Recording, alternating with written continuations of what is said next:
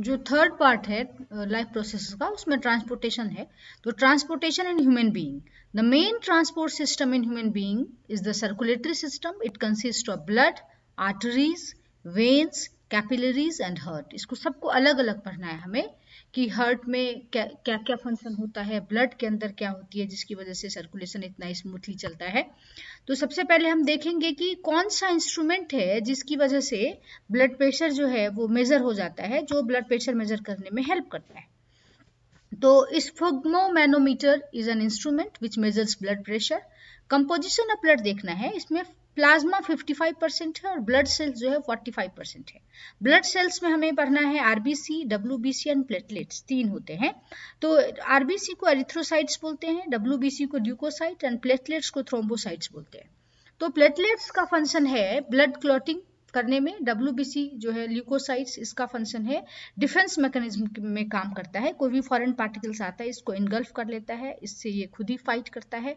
और आरबीसी जो है वो हेल्प करता है मेन ट्रांसपोर्टेशन में। ठीक है, तो अब देखेंगे कि हार्ट क्या करता है। Heart is a muscular organ which is composed of cardiac muscles. It is so small that it can fit inside an adult wrist. आपके मुट्ठी के अंदर जो है वो हार्ट फिट हो सकती है। Heart is a pumping organ which pumps the blood. Heart एक मस्कुलर ऑर्गन है और इसमें 4 चैम्बर होते हैं, right atrium, right ventricle, left ventricle and left atrium. इसमें एक साइस्टोल होता है, डायस्टोल होता है। Contraction of cardiac muscle is called systole, and जो कार्डियक मसल रिलैक्स करती है, एक बार कंट्रैक्शन एंड एक बार रिलैक्सेशन करती है, इसको लब डब साउंड आता है इससे। तो जब कंट्रैक्ट करती है उसको फेनोमेना को कहते हैं साइस्टोल, और जो प्रोसेस जिसमें रिलैक्स करती है कार्डियक मसल्स उसको डायस्टोल कहते हैं। आर्टरीज जो है वो थिक वॉल्ड ब्लड वेसल्स है जो कि ऑक्सीजनेटेड ब्लड को कैरी करती है हार्ट से अवे फ्रॉम द हार्ट लेके जाती है डिफरेंट ऑर्गन्स में। पल्मोनरी आर्टरी एक्सेप्शंस है because they carry deoxygenated blood from the heart to lungs where oxygenation of blood takes place. Vein क्या है, थिन वॉल्ड ब्लड वेसल्स है which carry deoxygenated blood from different organs to the heart. Pulmonary veins are exceptions because they carry oxygenated blood from lungs to the heart. तो इसमें pulmonary vein जो है exceptions है। Valves are present in veins to prevent back flow of blood. Valves किस लिए present होती है, ताकि बैक फ्लो ना हो जाए, यानी ऑक्सीजनेटेड अगर नीचे चैम्बर में आ गया है तो फिर से वो जो है राइट एट्रियम से राइट वेंट्रिकल में आ गया है तो वेंट्रिकल से एट्रियम में ना चले जाए, इसको प्रिवेंट करने के लिए वेल्व्स का प्रोविजन है हमारे हार्ट में। अभी देखते हैं, आपका डायग्राम से देखेगा कि ह्यूमन हार्ट का 2 डायग्राम यहाँ पे मैंने इंसर्ट किया है, दोनों टेक्स्ट बुक में है। लंग्स प्रेजेंट है और आप देख रहे हैं रेड और ब्लू कलर से इसको बाइफरकेट किया गया। Red colour tells you about the oxygenated blood and blue या purple colour tells you about deoxygenated blood. Lungs में प्यूरिफिकेशन के लिए जाता है, पल्मोनरी ऑर्गन है, और जब भी हम डबल सर्कुलेशन की बात करते हैं तो 2 सर्कुलेशन आपको वहां पे बताना पड़ेगा, एक पल्मोनरी सर्कुलेशन एंड एक systemic circulation. The circulation in which blood comes to lungs for purification, this type of cycle and this phase of the circulation process is called pulmonary circulation, जिसमें lungs में आता है। Pulmonary word is related to lungs. So यहाँ जब lungs में purify हो गया तो वेन तो हमेशा कैसा ब्लड कैरी करती है, डीऑक्सीजनेटेड, लेकिन ये पल्मोनरी वेन जो है एक्सेप्शनल वेन होता है जो कि ऑक्सीजनेटेड ब्लड को कैरी करती है फ्रॉम लंग्स टू हार्ट, और यहाँ पे ये लाएगी left side of the heart में लाती है, और left side of the heart में आप देखेंगे लेफ्ट एट्रियम में लेके आती है। लेफ्ट एट्रियम से लेफ्ट वेंट्रिकल के बीच में एक वेल्व है जो कि क्या करता है, क्लोज कर लेता है। जैसे ही नीचे एक रिदमिक कंट्रैक्शन हुआ और रिलैक्सेशन हो गया, वो क्लोज हो जाती है। फिर अगेन लेफ्ट आर्टरी से लेफ्ट वेंट्रिकल में आने के बाद वो पूरे बॉडी सिस्टम्स में जो है, पूरे बॉडी पार्ट्स में चली जाएगी, और यहाँ there is a tissue, body tissue जो होती है वो उसको कैपिलरीज कहते हैं। वो कैपिलरी क्या करती है, आर्टरी को वेन से कनेक्ट करती है, तो उसका नाम कैपिलरी है। कैपिलरी तक आते आते आपकी ब्लड जो होती है वो डीऑक्सीजनेटेड हो जाती है, यानी कि ऑक्सीजन रिच नहीं रहता, वो ऑक्सीजन डेफिशिएंट हो जाती है, और वहां से वो ब्लड जो है वो वेना कावा के through, vena cava is what, it is largest when, vena cava के थ्रू जो है वो आपके आएगी कहाँ पे, राइट एट्रियम में। आप यहाँ देख सकते हैं राइट एट्रियम में आई और फिर से कंट्रैक्शन रिलैक्सेशन के थ्रू राइट वेंट्रिकल में आएगी। राइट वेंट्रिकल से आने के बाद ये पूरी तरह से डीऑक्सीजनेटेड है। Now it has to go to lungs for purification. तो अब ये वेना कावा के थ्रू क्या चली जाएगी, यहाँ पे जो है वो आपके लंग्स में जाएगी and here there will be purification process. और यही जो प्रोसेस साइक्लिक फॉर्म में चलता है इसी को हम डबल सर्कुलेशन कहते हैं। सो ये जो आप डायग्राम में समझ रहे हैं इसी को ग्राफ में आपको बताया गया है और आप इससे और आसानी से समझ सकते हैं। Circulatory system in human being consist of pulmonary organ that is heart, blood vessels, blood vessels में आर्टरी एंड वेन्स आएगी और जो ब्लड का सिस्टम्स है उसमें ब्लड एंड लिम्फ खुद ही आ जाएगा। डीऑक्सीजनेटेड ब्लड बॉडी से लार्जेस्ट वेन के थ्रू राइट एट्रियम में आती है, राइट एट्रियम रिलैक्स है, फिर राइट एट्रियम से राइट जो है वहां जाती है राइट एट्रियम में, वो कॉन्ट्रैक्ट होगा, कॉन्ट्रैक्ट होने के बाद राइट वेंट्रिकल में जाएगी, वो रिलैक्स हो जाएगा, फिर राइट वेंट्रिकल से राइट वेंट्रिकल में ही जाएगी, वो वहां पे फिर कॉन्ट्रैक्ट हो जाएगा। फिर यहाँ पे क्या होता है कि वो सारी डीऑक्सीजनेटेड हो चुकी हैं, वो अब लंग्स में जाएंगी, लंग्स में होने के जाने के बाद it will get oxygenated, means it will be oxygen rich.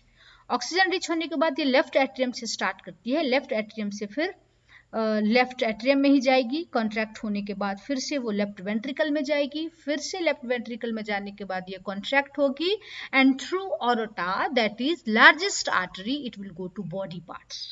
फिर बॉडी पार्ट्स में जाने के बाद ये डीऑक्सीनेटेड हो जाती है और डीऑक्सीनेटेड होने के बाद इसको वेना कावा के थ्रू राइट एट्रियम में जाना पड़ता है। ये साइकिल जो चलता रहता है, this cycle is called blood circulation. और चूंकि ये रिपीट होता रहता है, एक बार लंग्स में जाता है, एक बार पूरे बॉडी में आपके मूव करता है हार्ट के थ्रू, तो यहाँ पे इसलिए इसको डबल सर्कुलेशन कहते हैं। अभी पैराग्राफ में आपको लिखना कैसे है, in the human heart blood passes through the heart twice in one cardiac cycle. एक साइकिल में एक जो हार्ट का साइकिल होता है उसमें 2 बार जाती है। This type of circulation is called double circulation. One complete heart beat in which all the chambers of the heart contract and relax once is called cardiac cycle. Cardiac cycle किसको कहते हैं, एक ऐसा कंप्लीट हार्ट बीट जिसमें कि जितने भी chamber है हार्ट के 4 चैम्बर वो सारे कॉन्ट्रैक्ट एंड रिलैक्स करते हैं, इसको कार्डियक साइकिल कहते हैं। The heart beats about 72 times per minute, एक मिनट में 72 टाइम्स हार्ट बीट करती है एक नॉर्मल एडल्ट में। In one cardiac cycle heart pumps out 70 millilitre blood and thus about 4900 milliliter blood in 1 minute.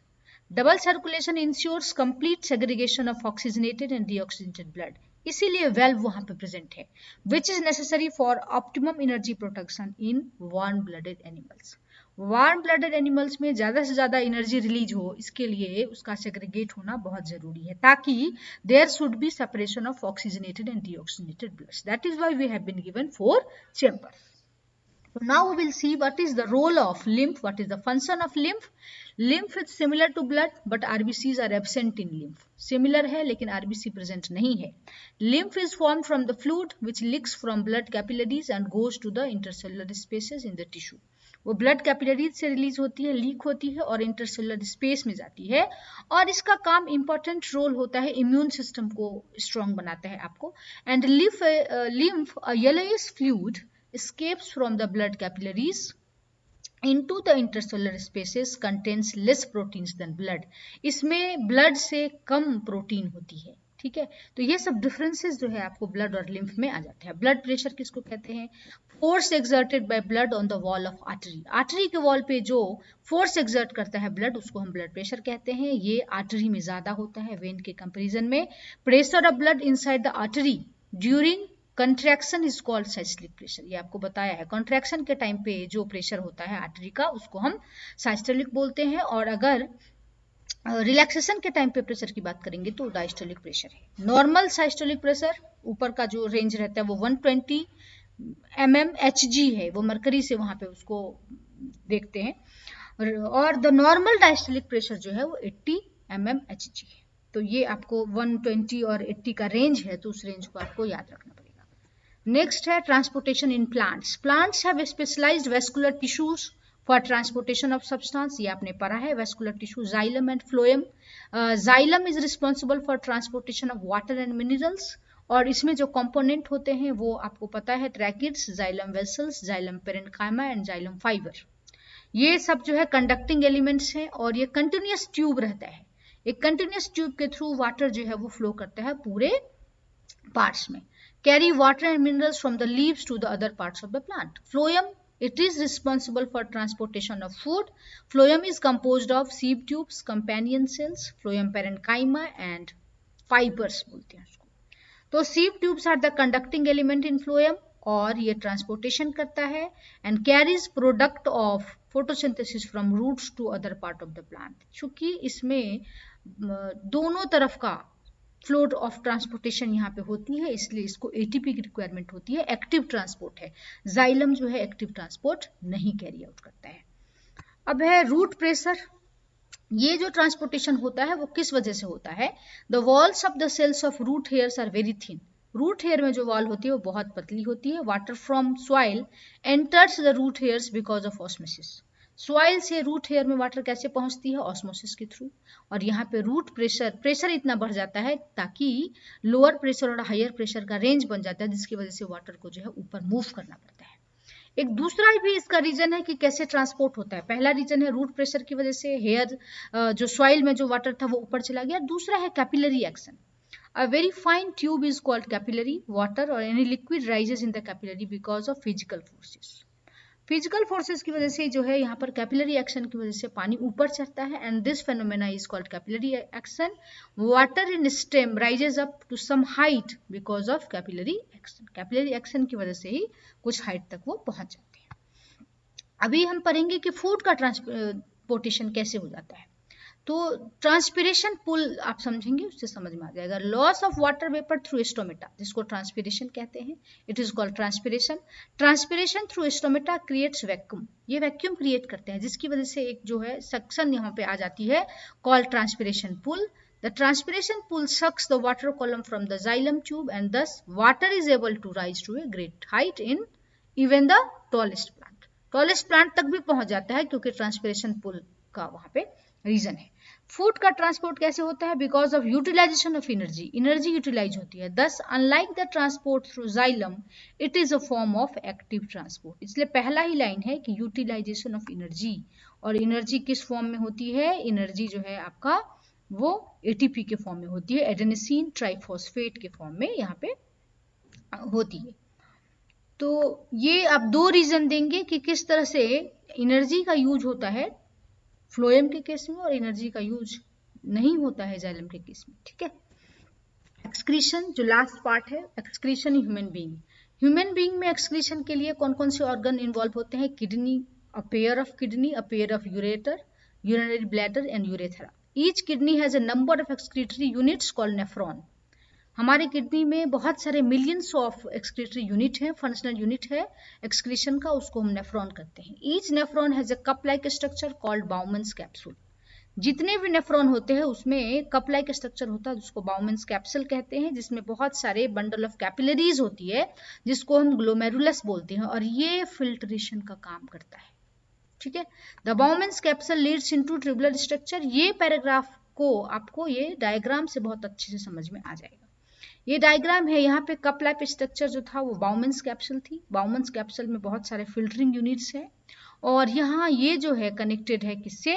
Tube like structure से. आप इसी का बड़ा वाला जो है फॉर्म यहाँ पे दिखाया गया है. ये ट्यूब लाइक स्ट्रक्चर है, इसको हम बोलते हैं हेनल्स लूप. ये डिसेंडिंग लिम्ब है और ये असेंडिंग लिम्ब है जो ऊपर आता हुआ है. असेंडिंग लिम्ब्स जो है वो कलेक्टिंग डक्ट से कनेक्टेड होता है और इस तरह से यहाँ पर क्या होती है? फिल्ट्रेशन होता है. किडनी ट्यूबल्स में यहाँ पे फिल्टर यूनिट लगा हुआ है, फिल्टर हो गई बहुत सारी चीजें, जैसी ही ट्यूब में आएगी हेनल्स लूप में यहाँ एब्जॉर्प्शन हो जाता है. Where useful substances are reabsorbed from glomerulus filtrate. Glomerulus filtrate से जो नीचे आया उसमें कुछ यूजफुल सब्सटेंसेस थे, इसको रीएब्जॉर्ब कर लिया गया. कलेक्टिंग डक्ट, यहाँ पे कलेक्शन होता है. Carries urine from nephron to ureter.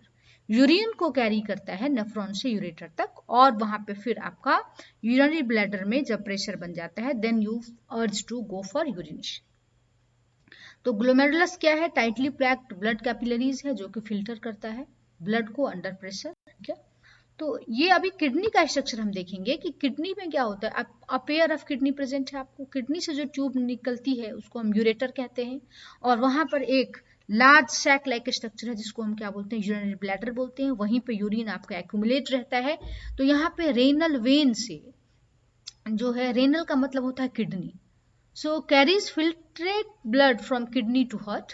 Renal artery क्या करती है, carries blood from heart to kidney, heart से किडनी तक ब्लड को ले जाती है। यहाँ पर ये किडनी है, अब देखेंगे ब्लैडर में ही एक्यूमुलेट रहता है, स्टोर रहती है यूरिन, और यूरेटर जो है ट्यूब लाइक स्ट्रक्चर जो कि किसको किसको कनेक्ट करता है, एक आपका यूरिनरी ब्लैडर हो गई और एक हो गया किडनी।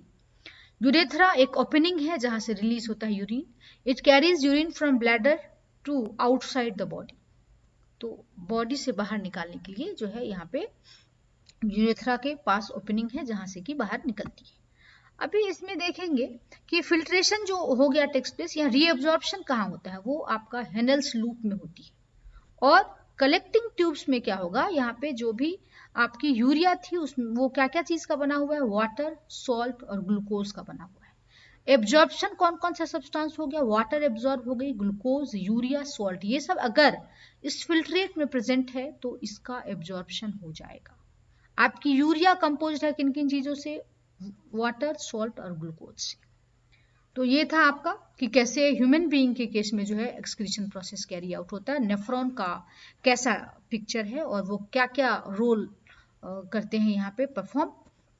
अभी ये डायग्राम भी आपको यही बता रहा है कि वाटर, ग्लूकोज, पोटेशियम, सोडियम जो भी आयंस होते हैं वो यहाँ पे प्रेजेंट होते हैं आपके जब बाउमेंस कैप्सूल में आते हैं तो फिल्टर हो जाते हैं, फिल्टर होने के बाद ये यहाँ पे जैसे ही लूप्स में जाएंगे रीएब्जॉर्ब हो जाएगा। क्या क्या रीएब्जॉर्ब होगा, ग्लूकोज, अमीनो एसिड, आयंस, ये सब रीएब्जॉर्ब हो जाएंगे और वाटर भी प्रेजेंट रहेगा। और उसके बाद जैसे ही एसेंडिंग लिम्ब में जाते हैं तो सोडियम और जो आयंस है पोटेशियम, ये सब यहाँ पर क्या हो जाते हैं, सेक्रेट हो जाते हैं, और सेक्रेट होने के बाद आपका जो यूरिन है उसकी कंसंट्रेशन इंक्रीज कर देते हैं। तो आपका जो ये वाटर है, वाटर रिच होती है यूरिन, और इसके अंदर और भी क्या क्या चीजें प्रेजेंट थी, ग्लूकोज था, सॉल्ट था और वाटर प्रेजेंट था। एक नया पॉइंट है इसमें, हीमोडायलिसिस किसको कहते हैं, the process of purifying blood bye an artificial kidney. जिसका किडनी प्रॉपर नॉर्मली काम नहीं करता है उसमें ब्लड को प्यूरिफाई करने के लिए एक आर्टिफिशियल किडनी की तरह काम करता है, इस प्रोसेस को हम डायलिसिस कहते हैं। It is meant for kidney failure patient. आप यहाँ पे देख रहे हैं कि यहाँ पे 2 यूनिट लगी हुई है, एक वेस्ट बाहर निकाल रहा है और एक उसको फ्रेश कर रहा है, उसको प्यूरिफाई कर रहा है। तो इस तरह से हीमोडायलिसिस जो है वो बहुत इंपॉर्टेंट रोल प्ले करता है उनके केस में जिनका किडनी प्रॉपर फंक्शन नहीं करता है। Now excretion in plants, other waste में बी स्टोर्ड इन लीव्स। हमारे प्लांट्स के जो लीव्स होते हैं उसमें वेस्ट कलेक्टेड रहती है, वो बाहर निकलती है कब, जब लीफ जो है उसमें से निकलने लग जाते हैं, फॉल ऑफ हो जाते हैं, तो एक्सक्रीशन का ही एक मैकेनिज्म है। Plants excrete some waste into the soil around them. Plants जो है सॉइल में भी कुछ एक्सक्रीशन का प्रोसेस करते हैं, वेस्ट को अपने आसपास के सॉइल में डालते रहते हैं, जैसे गम्स हो गई, रेजिन हो गई, ओल्ड जाइलम से निकलता रहता है। जाइलम क्या है, टिश्यू है। Some metabolic waste in the form of crystals of calcium oxalate in the leaves of colocasia. एक कोलोकेशिया होती है जो आप जमिकिन देखे हैं आपने, वो जमीन के अंदर होता है, तो उसमें से जिमीकंद जिसको बोलते हैं, तो उसमें से कुछ निकलता रहता है, crystals of calcium oxalate, that is what, this is nothing but excretion in plants. तो प्लांट का एक्सक्रीशन एक तो 2 प्रोसेस बताना है, गम्स और रेजिन जो बाहर निकलती है प्लांट से, तो उसके बाहर वाले टिश्यूज से, वो हो गई पहले एक्सक्रीशन। दूसरा जो ये ट्रांसपिरेशन करते हैं that is also excretion.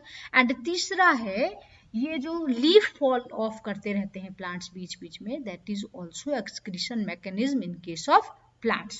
So this is all about your life processes. I hope you all have understood this.